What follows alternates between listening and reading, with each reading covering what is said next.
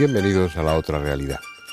Probablemente los más jóvenes de los espectadores no lo recuerden, pero hace unos 20 años, von Däniken, el investigador y divulgador suizo, a través de 2 libros y unos documentales, hizo muy célebres a las pistas de Nazca. Su hipótesis de que en el pasado peruano se construyó un aeropuerto para el aterrizaje de naves extraterrestres encandiló a toda una generación. Obviamente no son pistas de aterrizaje, y ahí Däniken, como en otros temas, se dejó llevar por su imaginación. Sí es cierto que algunas de esas pistas, sobre todo las más anchas de esas líneas, pueden recordar una pista de aterrizaje en un aeropuerto, pero no es imaginable que, de haber sido visitados en el pasado por naves extraterrestres, estas necesitasen campos de aterrizaje como los actuales aviones. En cualquier caso, lo que no se le puede negar a Däniken es el mérito de haber despertado el interés en millones de personas por el pasado de Perú. Un pasado que es en sí mismo fascinante, sin necesidad de recurrir a esas interpretaciones, a esas hipótesis tan fantásticas. Vamos a ocuparnos, pues, de las pistas de Nazca y, ¿por qué no?, de la posibilidad de que en un tiempo pasado los pueblos americanos fueran visitados por seres venidos de las estrellas.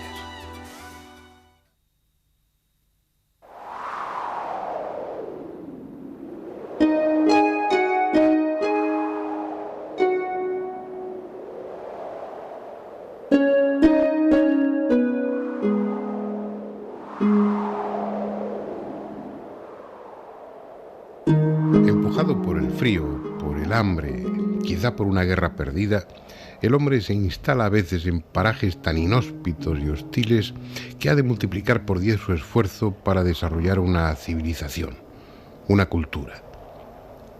La costa de Perú es así, torturada y seca, tan sedienta y pobre de recursos que cuesta entender la razón que llevó a aquellas gentes de Nazca, de Paracas o de Ica a instalarse allí en tiempos remotos. Sin embargo, como si esas dificultades hubiesen constituido un desafío a su inteligencia y a su deseo de evolucionar, fueron capaces de crear varias de las culturas más desconcertantes y sofisticadas de América.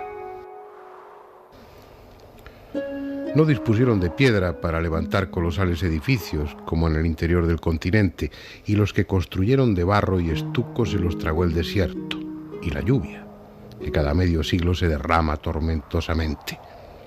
Pero se las arreglaron para dejarnos a los hombres del futuro evidencia suficiente del alto grado de civilización que alcanzaron.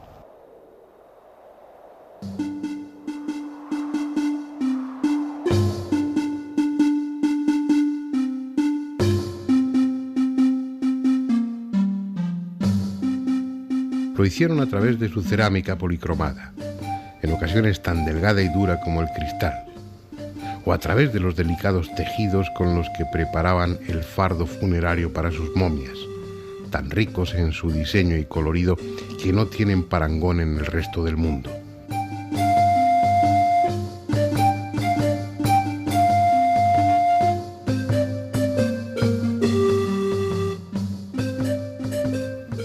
Pero lo hicieron también sobre el suelo, transformando algunas de sus áridas pampas en tableros de dibujo con los que impresionar a sus dioses. Y a nosotros, que sin serlo hemos empezado a recorrer el espacio que antes solo a ellos pertenecía, el aire. Ahí están las célebres pistas de Nazca, tan familiares para los amantes de los misterios arqueológicos y al mismo tiempo tan desconocidas. Muchos siglos viejas y casi nuevas para los hombres de hoy, porque hace tan solo algo más de 60 años que fueron descubiertas pese a estar como están a la vista de todos. Fue en 1939 cuando Paul Kosok, de la Universidad de Long Island, las descubrió al sobrevolar esta zona en avioneta, estudiando los antiguos sistemas de regadío. Y no fueron descubiertas antes porque la pampa colorada está fuera de las rutas aéreas y sus líneas y dibujos, sus geoglifos, que ese es el término técnico, tienen precisamente la característica de estar hechos para verse solo desde el aire, destinados a su contemplación por los dioses o por gentes capacitadas para volar. Dibujan su absurda geometría sobre las llanuras de Nazca, yendo de ninguna parte a ningún sitio. Caminos para no ser transitados que se cruzan en cualquier dirección. Carreteras imposibles que nadie utilizó jamás, terminándose bruscamente o prolongándose inacabables en el horizonte. Desde ese año de 1939, en que Paul Kosok las observó por primera vez en su auténtica dimensión, han sido ya sobrevoladas miles de veces sin que su misterio haya sido pese a todo resuelto. La Pampa Colorada de Nazca es una faja de terreno de unos 50 kilómetros de longitud, situada a más de 400 kilómetros al sur de Lima. En su mayor parte es una extensa llanura, pero la erosión ha formado quebradas y pequeños valles. Toda ella está cubierta con líneas y dibujos. Alguien, hace un tiempo indeterminado, trazó una enorme red de líneas impecablemente rectas que a veces divergen de puntos concretos, pero que en su mayoría parecen realizadas sin razón alguna. Entre ellas se incluyen espirales, líneas en zigzag, rectángulos, trapecios y figuras de animales, mamíferos, insectos, aves, reptiles y hasta hombres de extraño aspecto. Un caos de figuras y líneas dibujadas en diferentes épocas, en ocasiones superpuestas y en otras casi irreconocibles. Los trozos de cerámica encontrados y restos de algunas estacas de madera clavadas al final de una o dos líneas permiten situarlas cronológicamente en el siglo V o VI de esta era.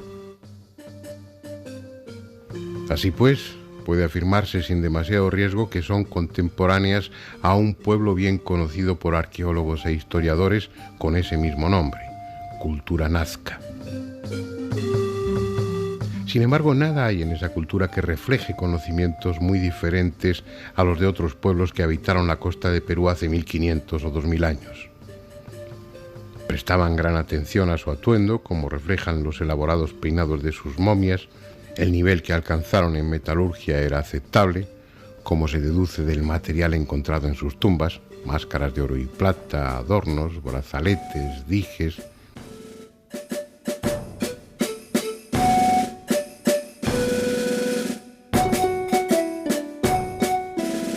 Y la técnica de momificación también era equiparable a la de las culturas próximas, bastante elemental, pero suficiente gracias a la porosidad del suelo y a la extrema sequedad del ambiente.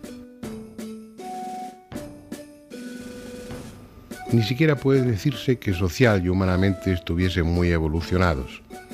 No tenían reparo en adornar sus cinturones con las cabezas momificadas de sus enemigos, costumbre esta de la que dejaron abundante muestra en su cerámica y no pocas piezas de esas cabezas trofeo en las tumbas.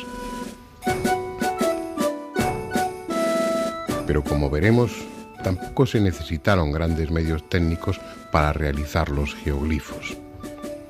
La costa meridional de Perú tiene una línea de cerros y pequeños montes al oeste y las grandes estribaciones de los Andes al este. En medio queda una larga cuenca que durante milenios ha recibido los productos de erosión procedentes de ambos lados. Ese material, que es el que constituye las pampas encajonadas, es de tierra fina, de color claro. Posteriormente, violentos aluviones cubrieron ese terreno con otro material distinto. Piedras de diferente tamaño, desde guijarros a cantos rodados, de color rojizo, por su alto contenido en óxido de hierro. Es ese color el que precisamente da a la llanura su nombre de Pampa Colorada. Líneas y dibujos fueron realizados con el simple sistema de retirar la capa superficial de color rojizo y dejar al descubierto la tierra que hay debajo, una anhidrita de color mucho más claro. Aunque sencillo, el trabajo supuso un enorme esfuerzo. Un cálculo empleando mano de obra actual permite deducir que algunos de los grandes rectángulos emplearon a 300 personas trabajando durante 2 meses en jornadas de sol a sol. Las líneas estrechas también implicaron una enorme tarea porque son muchísimo más largas. Pese a su sencillez, constituyen un trabajo impecable, con un error de desviación de tan solo 2 metros por kilómetro, es decir, un error del 2 por 1000.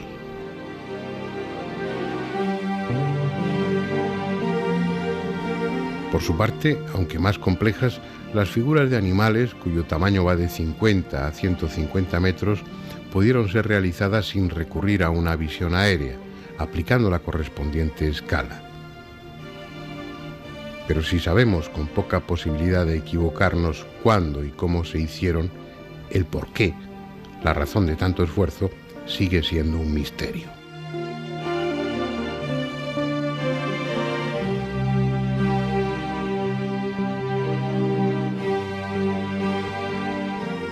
El primer paso, antes de entrar en hipótesis más exóticas, será preguntar a María Reiche, la licenciada en Ciencias Exactas alemana que pasó casi 50 años de su vida estudiando las pistas de Nazca. Ya no está, murió no hace mucho tiempo, pero en mi archivo guardo algunas de las entrevistas que le hice a lo largo de los años en el hotel de turistas de Nazca, donde el gobierno peruano había dispuesto para ella una habitación permanente.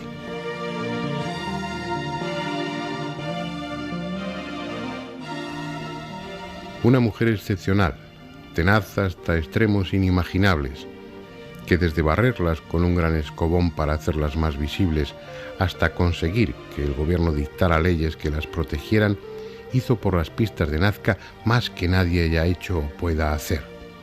Sin embargo, ni siquiera su hipótesis astronómica es válida. En 1967, el Instituto Smithsoniano encargó al astrónomo Gerald Hawkins un estudio de la posible relación de las líneas con la posición de las estrellas. Utilizando un preciso teodolito, se determinaron 186 direcciones de esas pistas. Los datos fueron enviados a una computadora de Cambridge que buscó la relación con los astros más importantes visibles desde Nazca durante un periodo que iba desde el 5000 a.C. hasta el 1900 de nuestra era. Solo el 20% de esas direcciones determinadas por las líneas se correspondía con el orto o el ocaso de alguna estrella. Y dado el gran periodo considerado, casi 7000 años, hay motivos para pensar que ese 20% es más fruto de la casualidad que de otra cosa. Habrá que seguir buscando una explicación para el enigma de Nazca, pero será en la segunda parte del documental. Más breve porque el tiempo así lo exige, pero posiblemente más inquietante.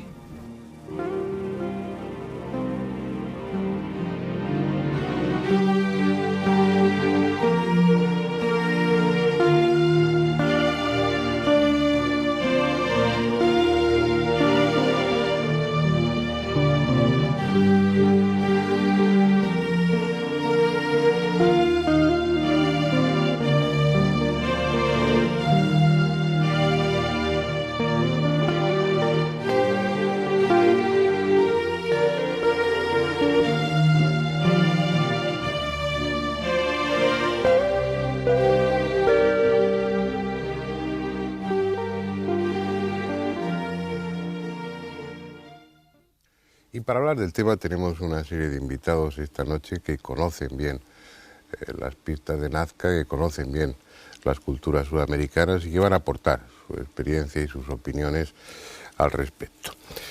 Comenzando por mi derecha, Pablo Villarrubia, ya ha estado en estos coloquios en alguna otra ocasión. Él es brasileño, es un periodista especializado en temas extraños, vamos a decirlo así, y que conoce muy bien América.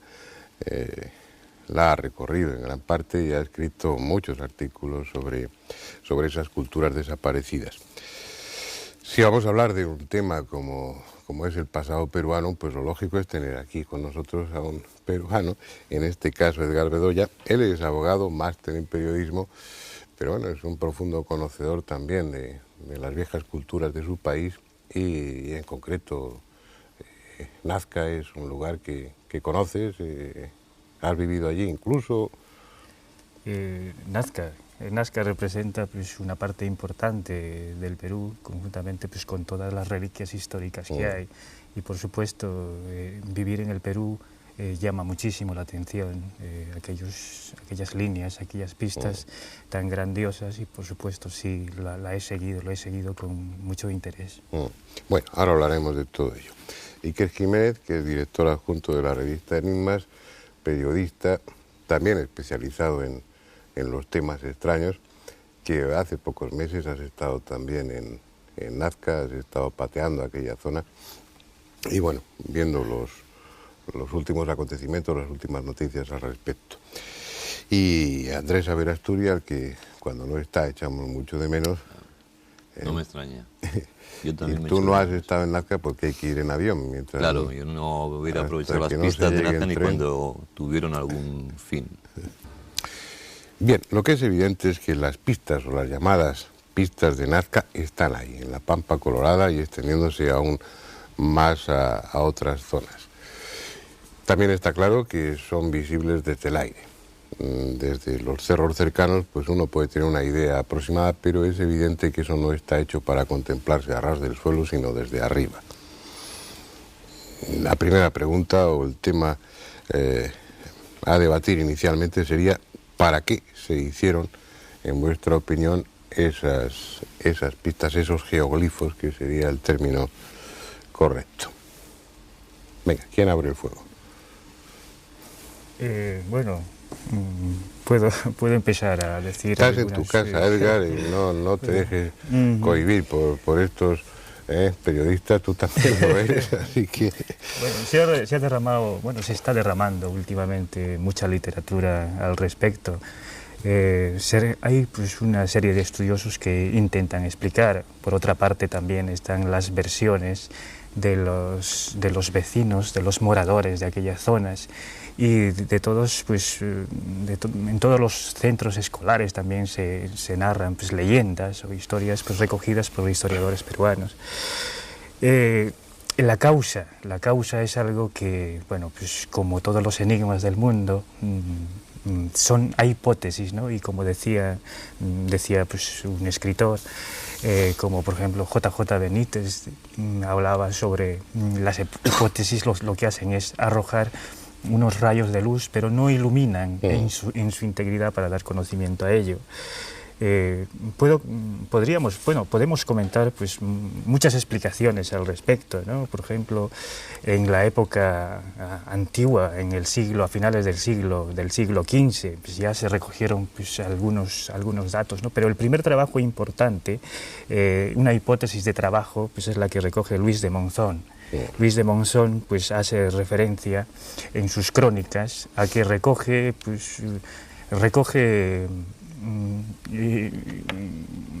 de los personajes del lugar lo que decían, sobre todo fundamentalmente. ¿Qué decían cuando llegaron allí pues los europeos y qué recogieron de las personas que vivían? ¿Qué opinaban ellos? ¿Sabían que existían las pistas de Nazca o no lo sabían, no se les había olvidado? La gente que vivía allí. Bueno, habría que diferenciar momentos, ¿no? Cuando llegaron los conquistadores, pues los conquistadores no conocieron aquello y los indios no estaban en disposición precisamente de comunicar nada a los españoles, porque en principio pues se erigieron como al principio pues como amigos, pero luego como enemigos, ¿no? Entonces no estaban en situación de comunicar, pero por eso Luis de Monzón recoge pues las versiones de los mayores en la zona, y los mayores, la gente adulta, la gente mayor, los indígenas adultos decían al respecto de que la causa era de unos hombres que les denominaban viracocha.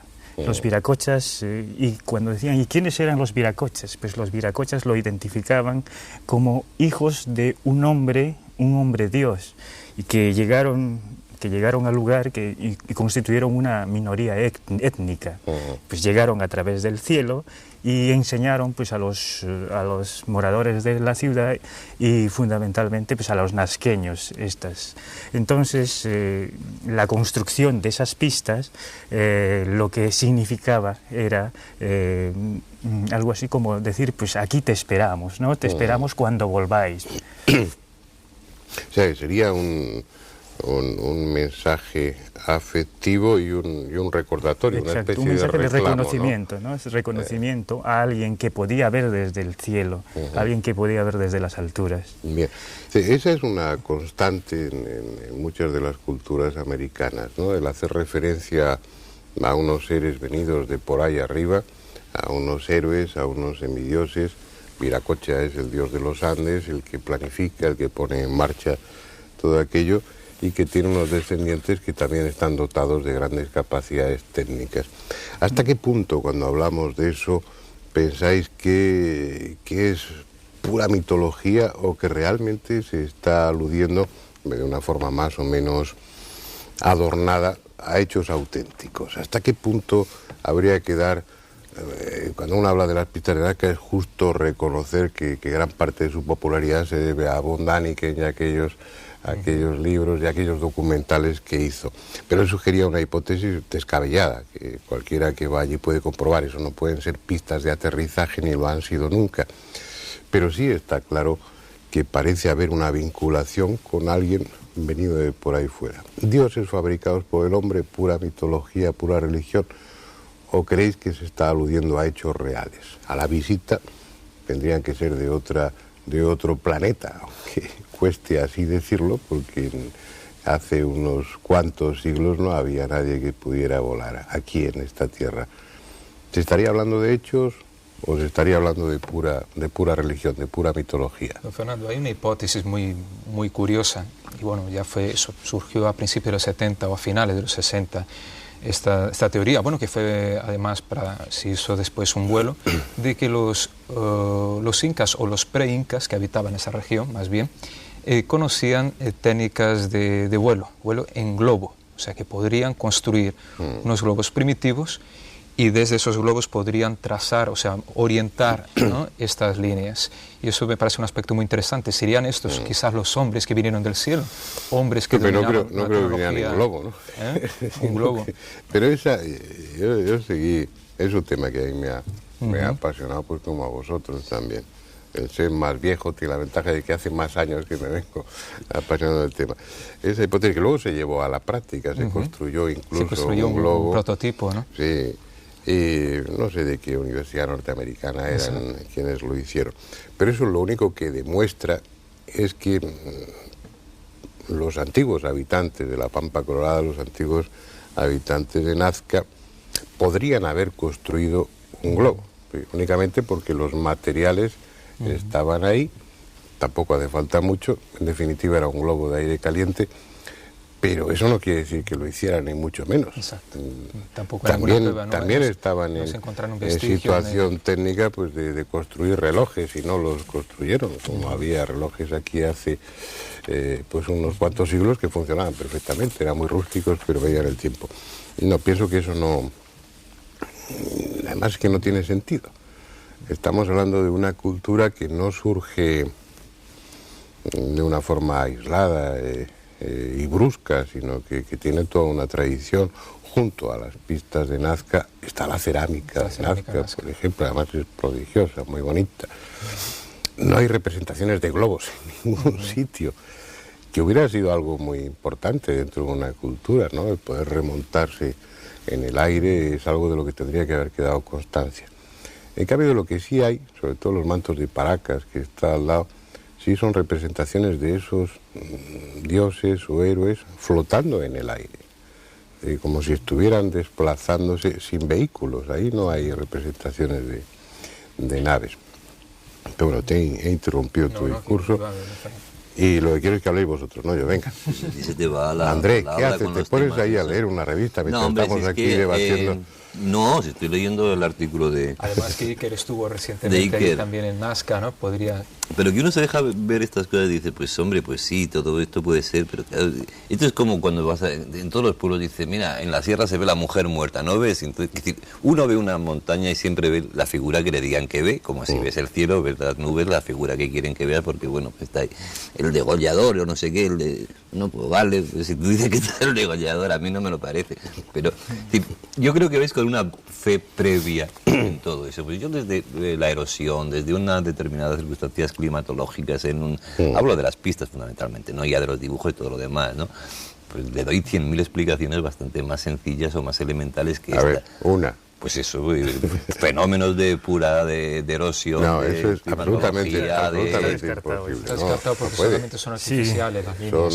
Son geométricas, y no es una, sino hay centenares. Bien, ¿y Y qué? luego, no hombre, eso es, y además la técnica no es difícil, es retirar el cascajo de encima y dejar el suelo, la sería negrita. limpiar una raya, una línea. Que bueno, eso lo ha hecho el hombre, eso sí es evidente. El tema es para qué. ¿Para qué crees tú que hace eso? Para nada, yo creo que no lo ha hecho. Vamos, yo no creo que hayan perdido el tiempo haciendo estas cosas. Y es que, como estáis siempre con medias palabras, decir, ¿creéis que han venido los platillos volantes o qué? No lo sé, estamos buscando una explicación. tú A ver, al dices, final, no lo sé. al final, ¿qué decidís? Yo no. A mí me gustaría pues hablar un momento sobre la historiadora, bueno, digamos que es la matemática alemana Maria Reiche. Sí. Es una mujer que llegó al Perú a mediados de los años 40, más o menos en los años 45, y ha dedicado 45 años de su vida al estudio de estas pistas de Nazca, de estas líneas de Nazca. Se la conocía como la bruja de las Pampas. Y recientemente, bueno, falleció hace un año y un poco más. Sí. El gobierno peruano la condecoró y la nombró pues como la dama de Nazca, precisamente por sus profundos estudios sobre la materia y por su dedicación, ¿no? Es una ciudadana alemana, matemática, pues se desplaza al Perú de vacaciones y de pronto pues se queda. Es como para decirle, ¿no? Mucha gente le decía, quedó colgada con el ¿qué hace una matemática alemana en un sitio como este, ¿no?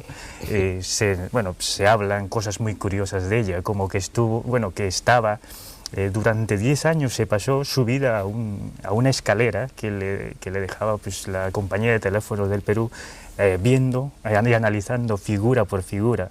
Esta señora pues prácticamente pues, hizo una limpieza y un barrido pues, de estas pistas, y en sus conclusiones pues habla de un calendario gigantesco, Las conclusiones que le da fundamentalmente pues no son a cuestiones pues de ovnis ni seres de otros planetas, simplemente habla de un calendario gigantesco que se construyó con dos fines, ¿no? Uno pues con conocimiento y otro con fines religiosos. En lo que se refiere pues, a conocimiento, hace referencia pues, a que las líneas que apuntaban al horizonte corresponderían a la caída del sol en el momento de los solsticios, Sí. un periodo pues, que coincide con el inicio de las actividades agrícolas en esas fechas, ¿no? Perdona, Edgar, te voy a cortar un poco Sí. porque eso ya lo se expone en el documental. Sí. ¿Tú conociste a Maria Reiche? No tuve la suerte de conocerla, ¿no? Pero bueno, sí conoces sus trabajos, Sí, ¿no? conozco sus trabajos, sí. El problema de Maria Reiche, a la que se le debe todo tipo de honores y respeto, pues si ha habido alguien enamorada profundamente del Perú, ha sido ella, y si ha habido algún investigador que ha entregado su vida a una causa como las pistas de Nazca, pues ha sido ella. Yo creo que hay pocas personas así repetibles como ella. Lo que pasa es que a mi juicio Maria Reiche estaba condicionada por un planteamiento inicial. Ella lo que buscaba era datos que confirmaran la función astronómica de las pistas. Y efectivamente hay varias de esas pistas que coinciden con el orto o el ocaso del Sol o de alguna estrella importante. Lo que pasa es que se hizo, si yo no recuerdo mal, pues hace ya bastantes años se hizo un estudio con ordenador viendo la coincidencia de líneas con momentos astronómicos importantes, pues era solamente un porcentaje. Es decir, con toda seguridad, como tú exponías, algunas de esas líneas coinciden con la salida o con la puesta del sol en determinadas fechas, en los solsticios o en los equinoccios, pero hay otras muchísimas más que no coinciden. Y luego yo me hice una pregunta, no sé si te la habrás hecho tú: ¿dónde se colocaba el astrónomo para observar? Sí. En el globo. Sí, es cierto, tiene muchos detractores, ¿no? Fundamentalmente, pues, respecto a ello, aunque eran amigos, decían ser amigos, por ejemplo, JJ Benítez. Sí, no, yo he estado con María Reiche en muchas ocasiones y hemos hablado mucho sobre el tema, y ella era una mujer magnífica, pero era de piñón fijo, como decimos, que ella tenía un criterio y no quería saber nada más de otras posibles interpretaciones, y todas las objeciones que se le podían hacer y que no se le hacían, pues obviamente por respeto y porque bueno, ella estaba en su derecho y con elementos de juicio suficiente para opinar lo que quisiera, pero las razones en contra de su tesis, pues bueno, no las prestaba atención, no era muy... Sí, por supuesto. Pero podemos hablar también... Perdona, Iker, no, yo si me lo permites, Fernando, igual voy a discrepar un poco con Andrés. Está viendo dibujos y yo creo que... Es que sois fantásticos poniendo pies. Andrés... Dice izquierda, el astronauta saluda al cielo. Arriba, las escafandras, y son dibujos absolutamente infantiles, típicos de esas culturas. Y hombre, tú quieres aquí una escafandra, pues no. Pero vale. probablemente yo voy a discrepar con Andrés, si me permites, Fernando, esas palabras, ¿no? porque dice, que popularmente estas figuras... se les llama así, no porque lo sea. Perdona, Fernando, estas figuras que él dice que son erosiones, resulta que tras 40 años de investigación son patrimonio de la humanidad. No hay otras en el mundo como estas. No, he dicho las figuras, hablaba de las pistas. Bueno, claro, es que yo también te hablo de las figuras, ¿no? Que hay dibujos muy curiosos. Pero si me permitís, yo pondría un poco de misterio en el asunto. Estamos hablando de un tema bastante serio y yo creo que sí que es misterioso, ¿no? Hablabais de una profesora alemana que lleva ahí 40 años investigando. Nos imaginamos a esa señora de pelo blanco subida las escaleras, midiendo las pistas. Pero tienes razón, Fernando, yo pienso, al menos en mi corta experiencia ahí en Perú, que tenía unas ideas muy concretas, ¿no? Unas ideas que era demostrar el científico que tiene su idea preconcebida y quiere demostrarlo. Sin embargo, lo que es cierto es que María Reiche, algunas figuras que sacáis en ese reportaje vuestro, hay algunas figuras desconocidas por completo, que se pierden pampa colorada abajo, en territorios apenas casi vírgenes o muy poco visitados, y que son figuras, Fernando, muy extrañas. Tú las has podido ver. Son figuras que no tienen nada que ver con animales, con pájaros, son figuras, como dice el amigo Andrés, que se ríe del astronauta y demás, pero son figuras que los... Me río de la interpretación que tú dices, que es el astronauta saludando como en plan torero, en plan Curro Romero, saludando a la posteridad, tío. La gente puede verlo en la pantalla, y yo creo que son figuras de momento antropomorfas, algunas con grandes cabezas, con ojos inmensos, y la cuestión es decir que hace unos 2000 años esa gente, ¿qué estaba representando? Cuando hace un ser con antenas, con dos... Yo ni sé si es extraterrestres o no lo sé, pero es curioso que en unas montañas de Perú parezcan estas figuras que no tienen nada que ver con animales, no tienen nada que ver con pistas. Y lo más curioso, Fernando, que esta señora alemana que trabaja 40 años no nos cuenta que están ahí, sino que se descubren casi por accidente después, ¿no? No, ella no se metía en otras interpretaciones. Ella descubrió una de las funciones de las pistas Nazca, que es que algunas de esas líneas coincidían con momentos astronómicos. Ella, por supuesto, entendía, conocía el tema mejor que nadie, que había muchísimas más líneas que no coincidían con... Bueno, pero al coincidir, estas cuando menos tienen una función astronómica, una función calendárica, para medir ciclos, lo cual también es lógico. Es decir, si estás haciendo algo para que se vea desde arriba, ya sea para comunicarte con los dioses o con marcianos, pues no solamente estás llamando su atención, sino que estás marcando determinados momentos, determinados hitos para señalar, para computar cuándo son sus visitas o cuándo se van a repetir. Tiene una función también para medir el tiempo, entre otras muchas, no es sorprendente. Tú te coges la Gran Pirámide, pues su función no es la de ser un calendario, pero sin embargo está perfectamente orientada, alineada y está marcando momentos astronómicos importantes. Eso hasta en las catedrales pasaba, en determinados momentos la luz que entra por una ventana, por una vidriera, pues dan... Es decir, el que hubiera una función astronómica en esas pistas no quiere decir que fueran un observatorio, sino que es una de las muchas funciones que podrían tener. Aceptado. Tenían una función astronómica algunas de las líneas, pero eso no justifica, y además, yo se lo decía a ella, pero ¿para qué montar toda esa historia? Si lo que se busca es una alineación para determinar pues el punto del horizonte por el que aparece o sale el sol en una fecha determinada, es que lo marca con 2 piedras. No tienes más que con 3 si quieres para precisar más. No tienes que trazar líneas a veces de decenas de kilómetros, algunas de ellas son tremendamente largas. Has dicho una cosa muy importante, o sea que yo diría que es el punto clave de la cuestión de las líneas de Nazca, es que ellas solo pueden ser vistas desde determinada altura, o sea, fueron hechas para ser vistas de lo alto. ¿Qué suponemos a partir de eso? Que realmente o existía alguien que estaba allí arriba mirando esas líneas, o que servía a alguien que estuviera allá arriba.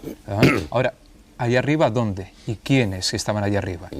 Ahí volvemos, podemos retomar el tema también de los mapas de Piri Reis, los famosos mapas del almirante turco, ¿no?, que muestran la Tierra desde una perspectiva, supuestamente, ¿no?, lo que he leído, no sé si eso es cierto, no he podido averiguar a fondo el tema, desde una perspectiva como si fuera un satélite, ¿no?, que hubiera tomado o por lo menos visto, ¿no?, la Tierra, y de ahí entonces el cartógrafo turco hubiera dibujado el mapa del planeta Tierra a partir de esa perspectiva. O sea, podemos hablar entonces de una tecnología en el pasado, desde la órbita terrestre, o entonces de un plano más bajo, pero aéreo, ¿no?, dentro de nuestra atmósfera, que pudieran, o sea, gente que pudiera contemplar, ¿no?, estas líneas, seres inteligentes a que hablamos, ¿no?, y para que ahora queda ahí la cuestión, ¿con qué objetivo, ¿no?, esa gente que estaba ahí arriba observaba esas líneas o le servía de algo esas líneas? Yo creo que la clave está ahí, o sea, en la posición, cómo fueron, o sea, de dónde se ven estas líneas.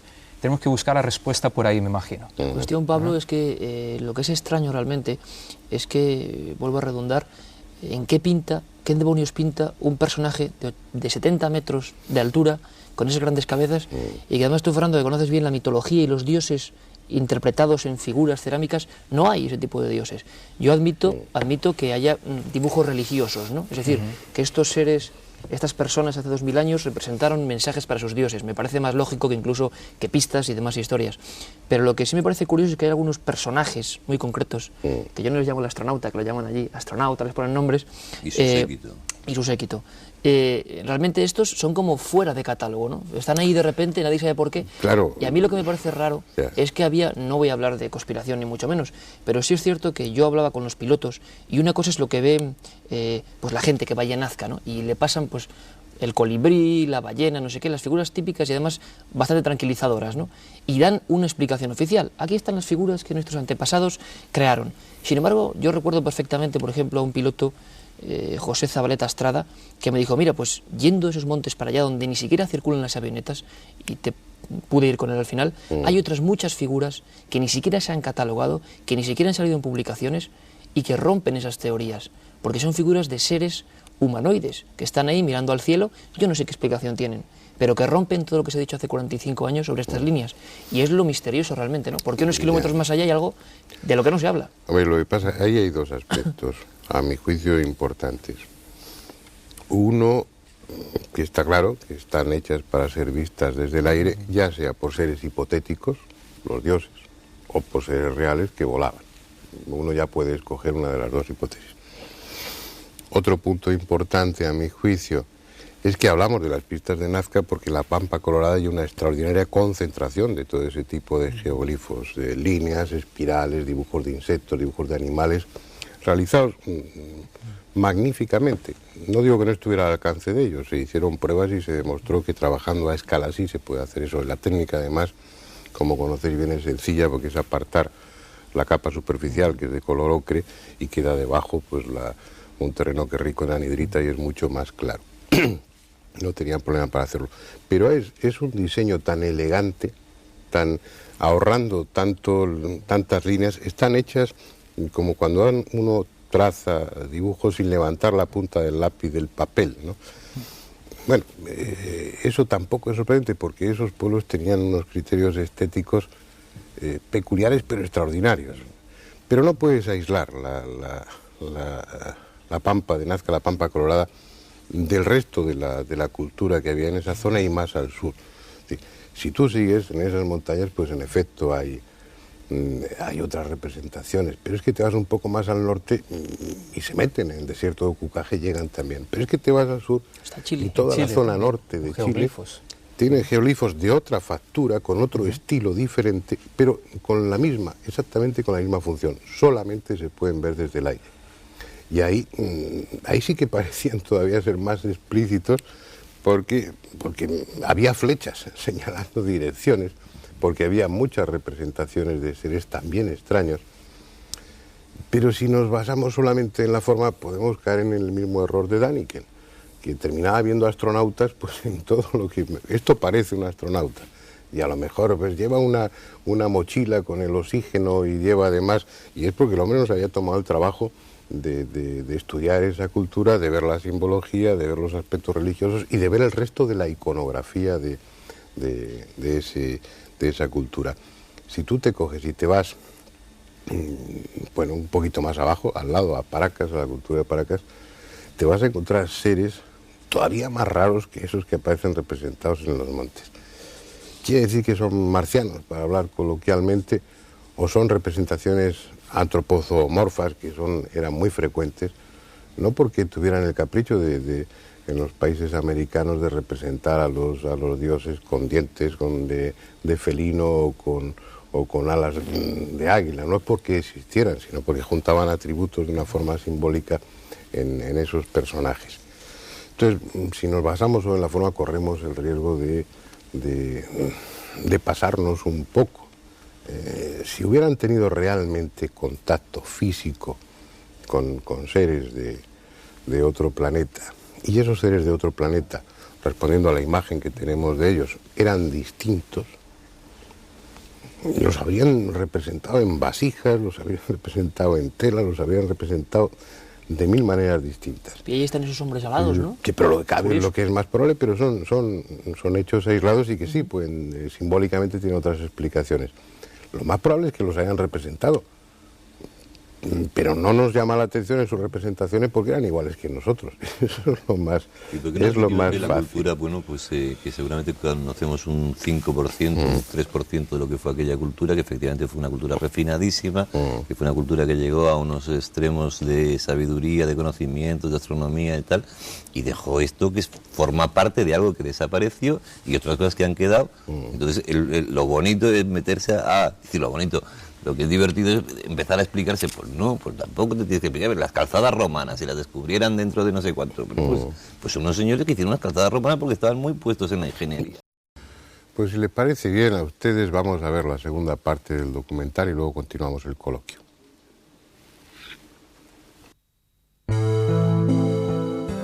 Con todos los respetos a la figura de María Reiche y sin negarle ni uno solo de sus méritos, hemos visto que su hipótesis, considerando las líneas de Nazca como un observatorio astronómico, puede descartarse. Era una idea sugestiva, que encajaba con los esquemas arqueológicos más conservadores y que fue apoyada por muchos, quienes incluso veían en las figuras de animales trazadas junto a las líneas un equivalente de las figuras del zodiaco en la astrología clásica. Pero si no tienen una función astronómica, ¿para qué están ahí? Entre el gran público, muchos creen que son lo que parecen, pistas de aterrizaje.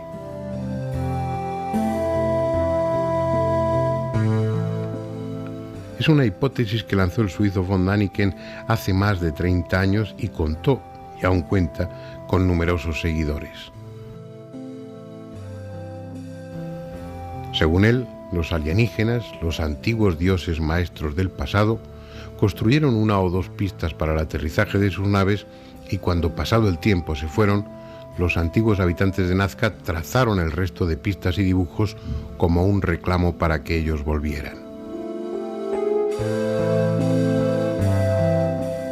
Lo cierto es que en la Pampa Colorada no hay ninguna pista apta para el aterrizaje.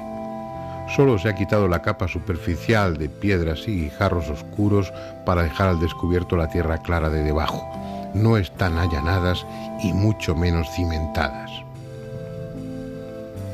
Por otra parte, es ridículo imaginar que los presuntos extraterrestres usasen vehículos que necesitaran pistas para aterrizar o despegar, como si fuesen aviones convencionales. Cuando se va a colonizar un planeta, lo menos que debe pedirse son naves de aterrizaje vertical. Hasta nuestros modestos artefactos espaciales lo hacen. Algunos, como es el caso de William Isbell, abogan por tesis conservadoras, tan del gusto de las revistas de divulgación científica pretendidamente rigurosas, aunque su idea resulte tan absurda como las de Däniken. Para Isbell, las pistas y dibujos de Nazca no servían para nada. simplemente se hicieron para que la población estuviese ocupada en las épocas de poco trabajo agrícola y así no tuviesen tiempo ni ganas de procrear. De esa forma no nacían más niños de los debidos y el índice demográfico se mantenía estable. Por su parte, Johann Reinhard deduce que las líneas formaban parte de un complejo culto a la montaña madre y señalaban en su mayoría cerros sagrados. Pero la palma se la lleva, a mi juicio, el egipcio afincado en Suiza Henry Stirling, tan buen fotógrafo como mal investigador. En un extenso trabajo publicado en 1983, pretende convencer al lector de que pistas y líneas estaban hechas para extender en ellas los larguísimos hilos que servían de urdimbre para tejer los mantos con que luego envolvían a sus momias. Y así podríamos seguir durante horas, porque sobre los geoglifos de Nazca se ha escrito mucho, aunque con desigual fortuna. La única verdad es que nadie sabe realmente su significado. Están hechas para ser vistas exclusivamente desde el aire, por lo que es lícito deducir que su mensaje, sea cual fuese, está destinado a dioses, pájaros u hombres capaces de volar. Pese a que, como se ha demostrado, las gentes de Nazca habrían tenido recursos para construir globos, no lo hicieron. Una conquista técnica de esa envergadura no pasa desapercibida y estaría representada hasta la saciedad en telas, cerámica y piedra. Si hubo gentes que se desplazaban por el aire en aquellos tiempos, no fueron los habitantes de la Pampa Colorada.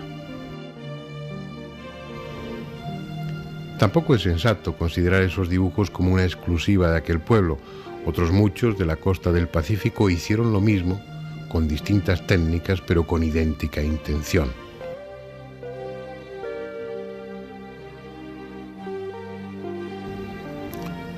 No muy lejos está el mal llamado Candelabro de los Andes, en una ladera de la costa, en la punta Pejerrey, visible desde el mar y desde el aire.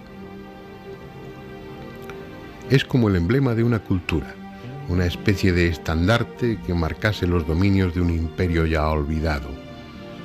Mide 183 metros en su parte más larga y las líneas que lo forman tienen 5 de anchura y apenas 50 centímetros de profundidad. Las brumas, cargadas de sal, lo protegen con una fina costra. Y como nunca llueve intensamente, puede llevar ahí 1000 años o 10.000. Pero aunque no sea candelabro ni esté en los Andes, parece innegable que guarda relación con las vecinas pistas de Nazca. Quizá la clave se encuentre oculta en los extraordinarios mantos de Paracas, otra cultura de la misma zona, en esos tejidos de medidas descomunales realizados con una técnica hoy imposible. Hay representada toda una mitología indescifrada en la que abundan extraños seres voladores. Habrá que hablar de esa cultura, de esos mantos y de las extrañas criaturas en ellos representadas, pero no en esta ocasión.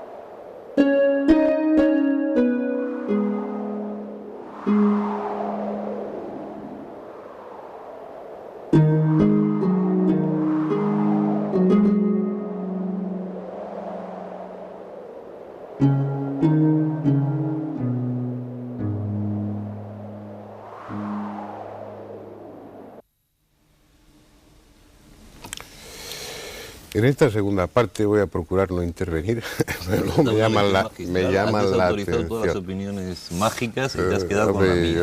Debéis entender, y también ruego a los espectadores que lo entiendan, que uno tiene temas ante los que está especialmente sensibilizado. Las pirámides y la cultura maya, son dos cosas que te fascinan. Sí, en este caso pues también las pistas de Nazca. No, todo Sudamérica en general. Me interesa mucho, pero voy a callarme, aunque digáis cosas con las que no esté de acuerdo, los protagonistas sois vosotros.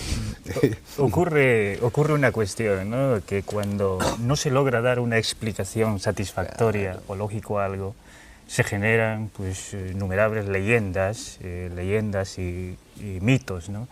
Y en este caso pues también se han generado. Se cuentan en los colegios, ¿no? En los institutos, hay unas leyendas, por ejemplo, las más graciosas hacen pues referencia a que se tratan de pistas de aterrizaje, pero aún hay otra que abunda más al respecto. Lo relaciona con un candelabro de Paracas, supongo que no sé si habéis oído hablar de él. También son unas líneas y Paracas, el candelabro, es un tridente que está aproximadamente a unos 200 kilómetros de las pistas de Nazca.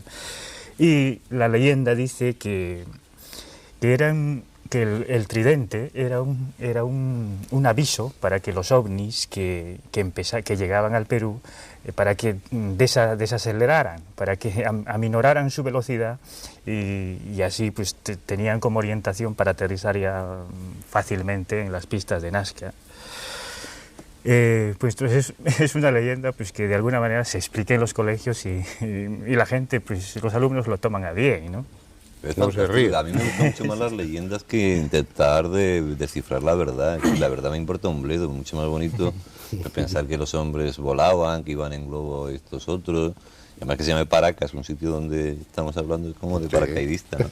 Queda muy bien. No, pero yo estoy convencido de eso, de lo que tú decías. Quiero decir, yo cada día estoy más seguro de que aquí ha habido gente que ha sabido mucho, que ha desaparecido esa civilización global y que han quedado unos restos separados de todo lo que era aquello. Como decir, la clásica de esa tercera guerra mundial que todo el mundo ha hablado, ¿no? Que la cuarta sería bastonazos, que dijo no sé quién, la tercera no sé cómo será, pero la cuarta será a huesazo limpio. Bueno, pues eso, y de repente aparecerá un ordenador. Y entonces empezarán a elucubrar para qué servía el ordenador y no sabrán nada de nosotros, solo quedará un ordenador. Pero Andrés, mira, aunque le parezca absurdo, Andrés, ¿no? Yo creo una teoría de que realmente existieron hombres que volaron. Y me atrevo a decirlo que sí. ¿Por qué? En parapsicología conocemos casos de mucha gente, no digo mucha gente, algunas personas dotadas de poderes paranormales que podían levitar.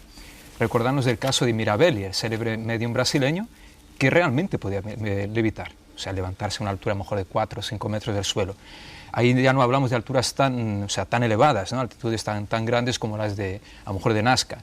Pero pensemos en la siguiente posibilidad, que los amautas, todos los grandes chamanes de América Latina, tenían grandes capacidades paranormales. Eso lo vamos a encontrar desde México hasta Patagonia. Hay muchas historias, leyendas. Y Fernando tocó un tema interesante también, que es esa simbiosis, el ser humano con el animal. Podemos recordarnos también de los nahuales en Centroamérica, hombres que tendrían, o sea, chamanes, ¿no? Hechiceros que tenían capacidad de transformarse en animales. Y hay una historia muy curiosa, lo cuentan las crónicas españolas, en el caso de Pedro Alvarado, lugarteniente de Hernán Cortés, que cuando estuvo en Utatlán, en actual Guatemala, invadió Utatlán, ¿no? Con un gran ejército, pues conquistaron la ciudad, y en el momento que se llevaba a cabo esa batalla, el jefe, ¿no? del grupo Maya Quiché de Utatlán, este hombre se transformó en un águila.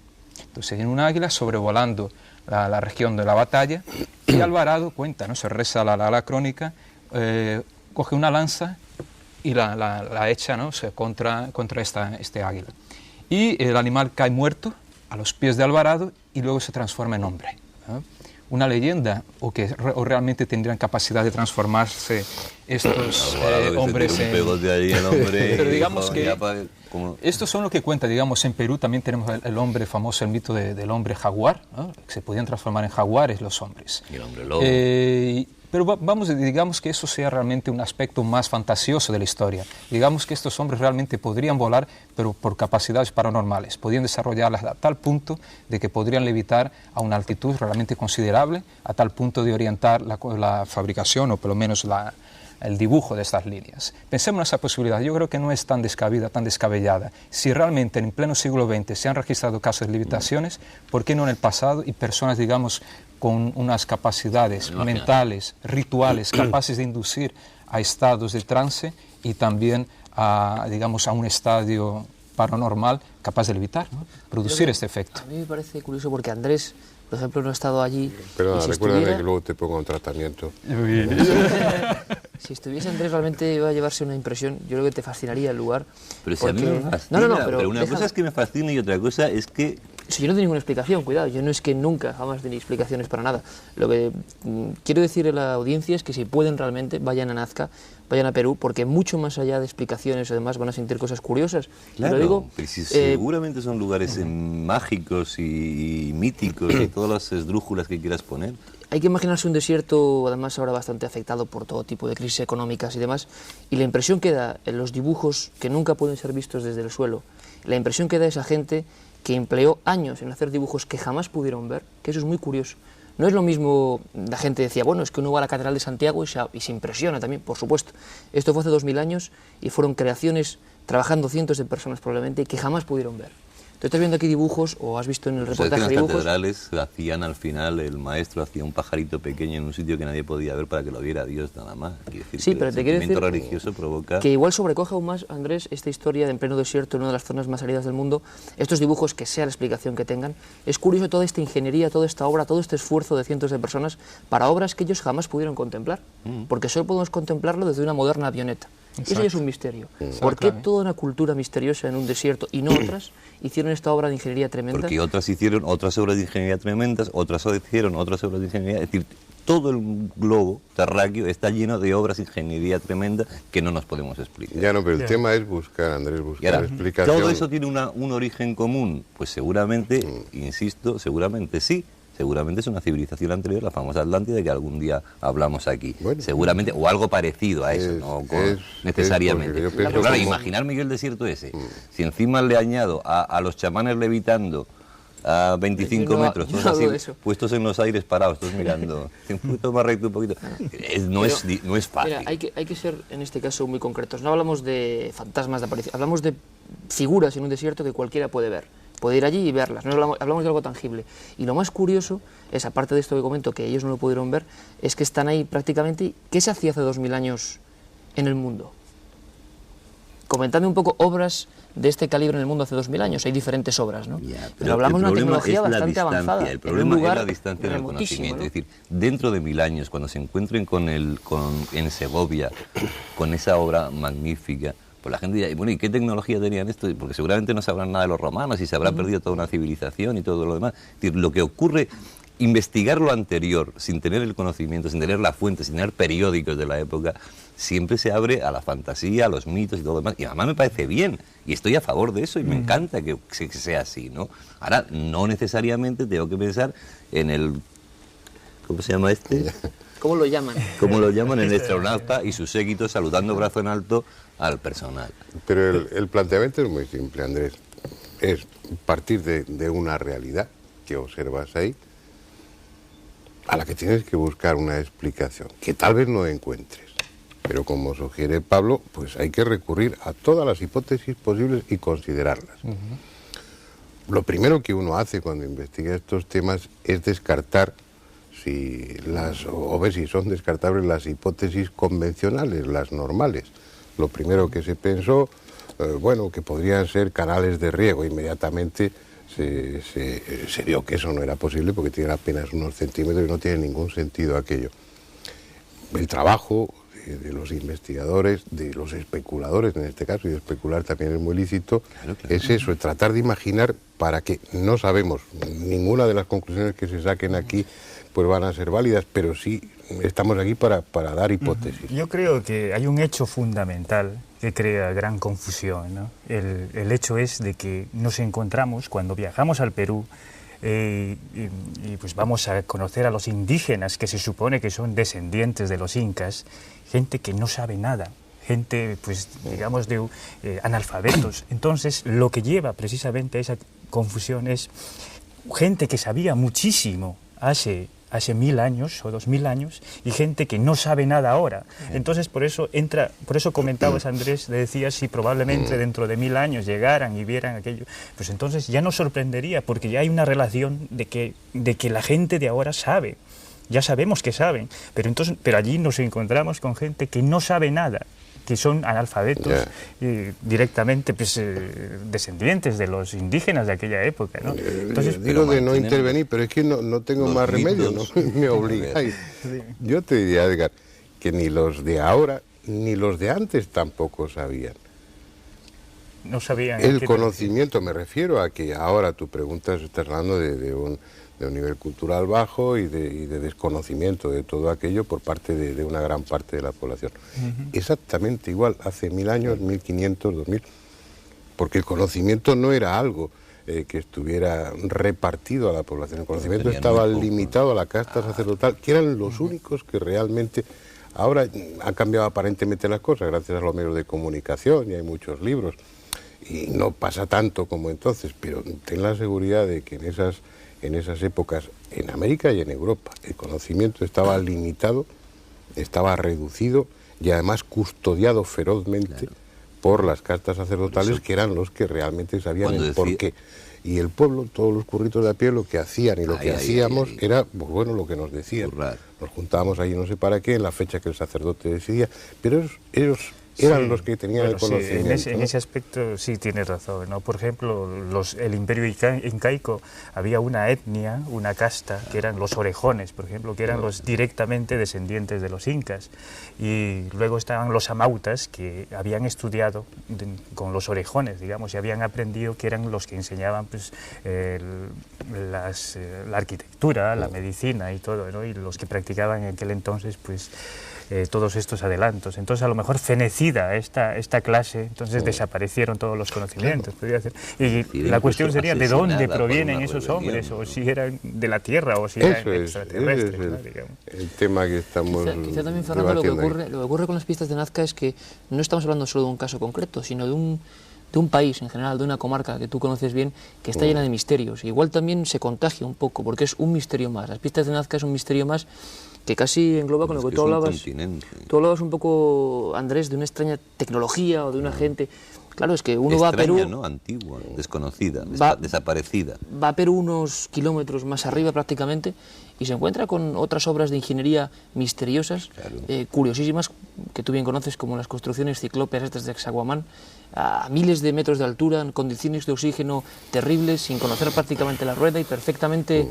Es decir, eran arquitectos que quizás sorprende mucho el estado actual del país en general, y bueno, que hubiera estos tremendos científicos, porque al menos para hacer esas construcciones era muy curioso. Perú es un país plagado de misterios de este tipo, de construcciones que dices, caramba, cómo estos tíos a 4.500 metros hicieron estas murallas gigantescas, estas construcciones terribles, estos templos, y yo creo que es todo una amalgama también, ¿no?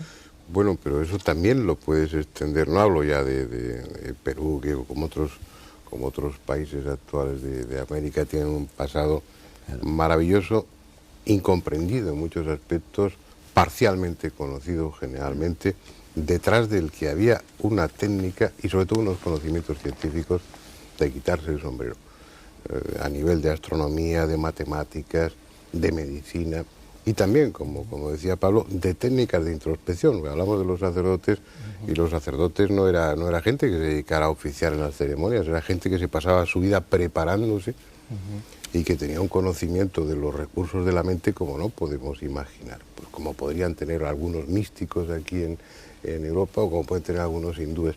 Es decir, era gente dedicada a eso.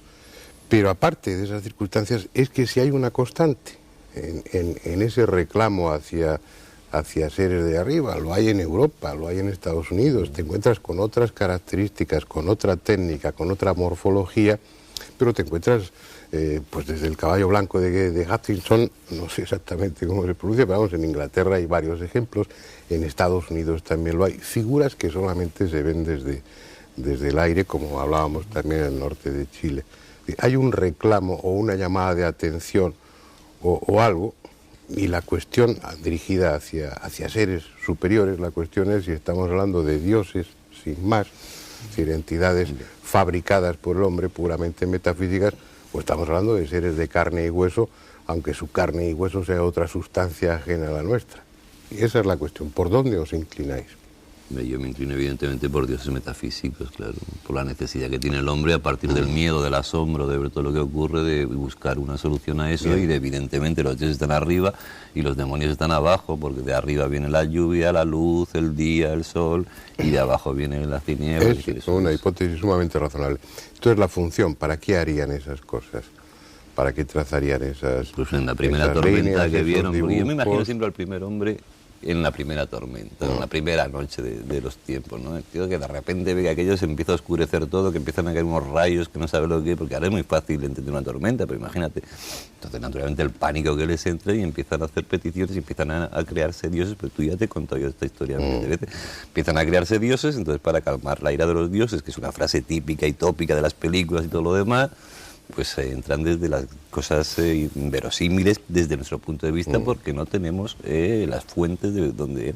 ¿Esto qué significa? Pues seguramente algo de eso, alguna razón tendrá, pero no una razón extraterrestre. ¿Por qué no? Pues porque yo no me la creo. Es una hipótesis de trabajo. Claro, pero con hipótesis de trabajo no se puede admitir todo. Nada aquí, ni Iker, claro, ni yo, nadie. O sea, pero es una hipótesis que tenemos que tener en consideración. ¿Por qué es tan sorprendente esa hipótesis?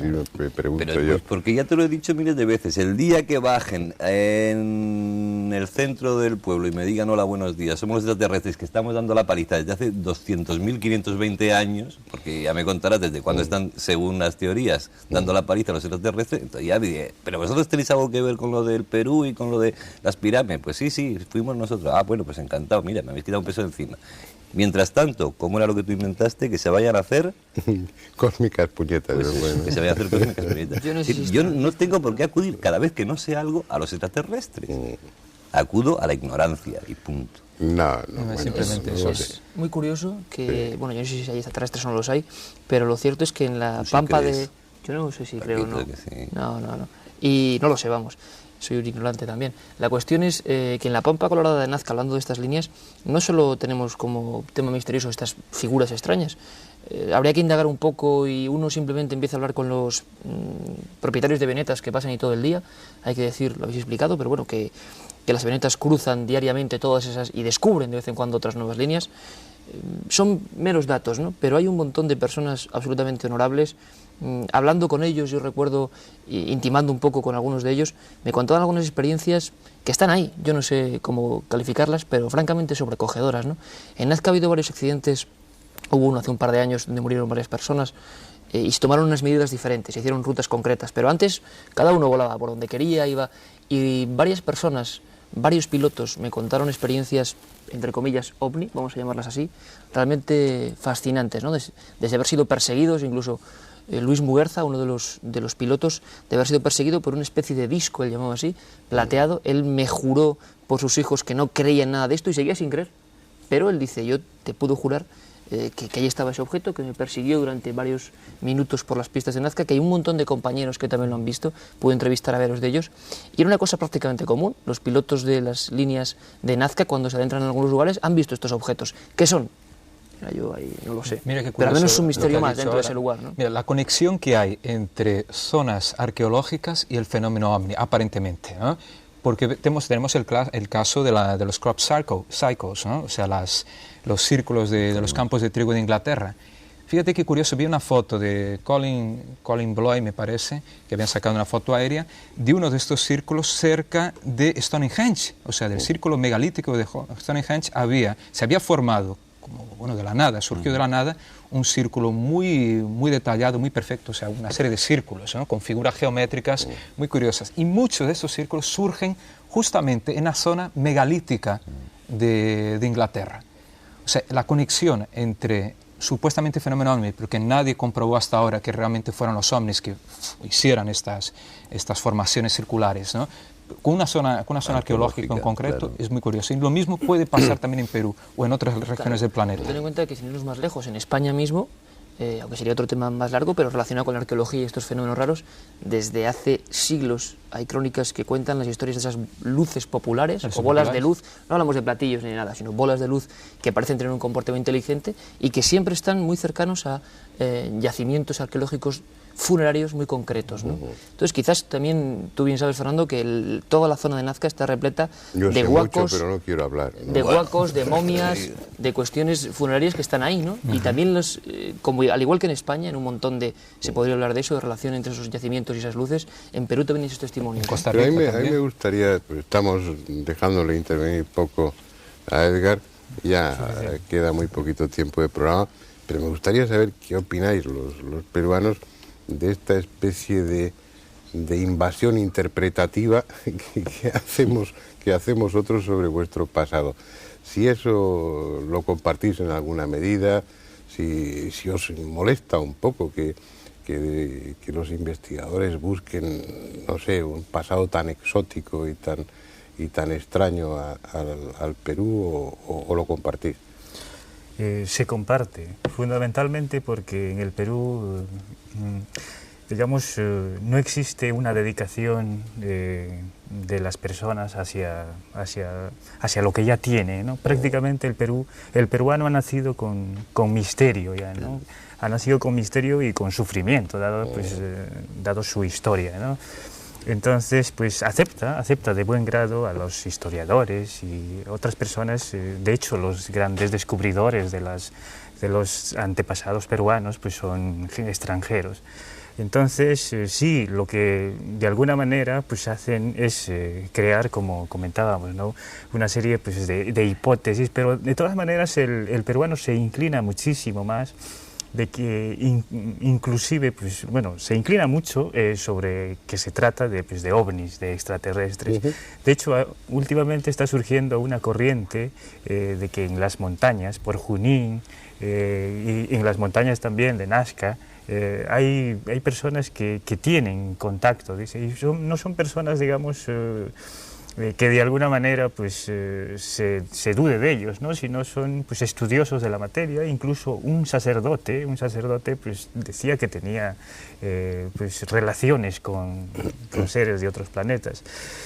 Y bueno, pues se acepta, digamos, se acepta la situación y se ve venir, como dices, ¿no?, a ver pues hasta dónde nos lleva esta situación. Yo creo que bueno, que eso quedaría muy bien para terminar, y que enlazaría un poco con lo que comentaba Andrés.